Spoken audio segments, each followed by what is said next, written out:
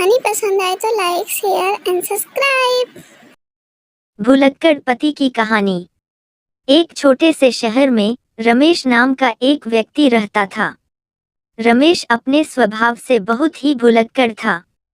उसका यह स्वभाव उसकी पत्नी सुमन के लिए कभी कभी बहुत परेशानी का कारण बन जाता था।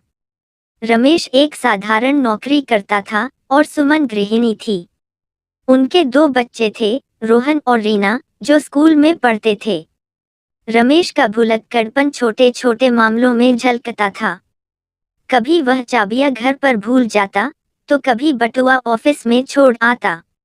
एक बार तो उसने अपनी सालगिरह तक भूल डाली, जिससे सुमन बहुत नाराज हो गई। लेकिन सुमन जानती थी कि रमेश का भुलक्कड़पन उसकी स्वाभाविक आदत है और वह उसे बदल नहीं सकता। एक दिन सुमन ने रमेश से कहा, देखो रमेश, तुम हमेशा कुछ न कुछ भूल जाते हो।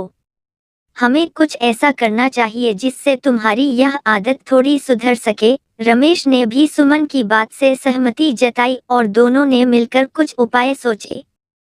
सुमन ने रमेश के लिए एक डायरी खरीद दी और कहा, इसमें तुम्हें हर छोटी बड़ी बात लिखनी होगी ताकि तुम कुछ भी न भूलो। रमेश ने भी इस विचार को अच्छा माना और डायरी में हर दिन की महत्वपूर्ण बातें लिखने लगा।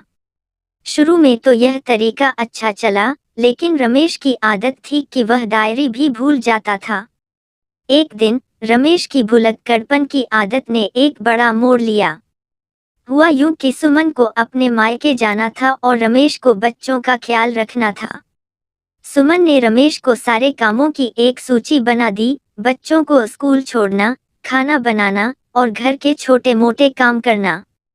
रमेश ने बड़ी ध्यानपूर्वक सारी बातें सुनी और सूची को डायरी में लिख लिया। सुमन के जाने के बाद पहले दिन सब कुछ ठीक चला, लेकिन दूसरे दिन रमेश अपनी डायरी ऑफिस में भूल गया। सुबह सुबह बच्चों को स्कूल छोड़ने के बाद रमेश घर लौट आया और सोचने लगा कि अब क्या करना है। बिना डायरी के उसे कुछ भी याद नहीं आया।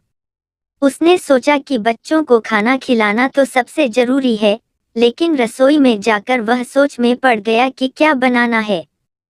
रमेश ने फ्रिज खोला और उसमें रखी सब्जियों को देखा।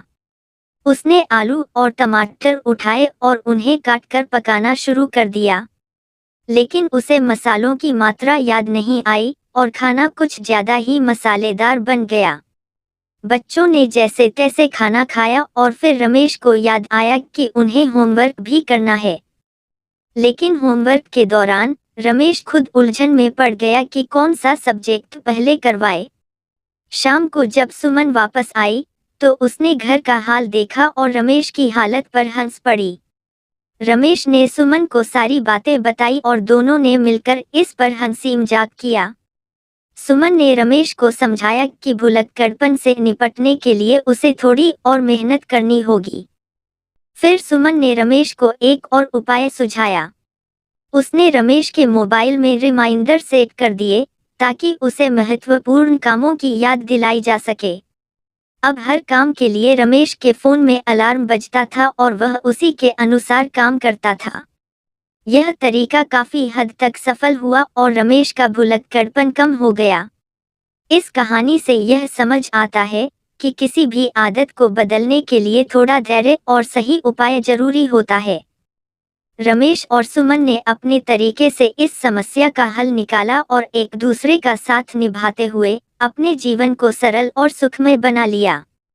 भुलक्कड़पन जैसे छोटी छोटी समस्याओं का भी समाधान धैर्य और समझदारी से किया जा सकता है। रमेश और सुमन की यह कहानी हमें यह सिखाती है कि हर समस्या का समाधान होता है, बस उसे सही तरीके से समझने और निपटने की जरूरत होती है।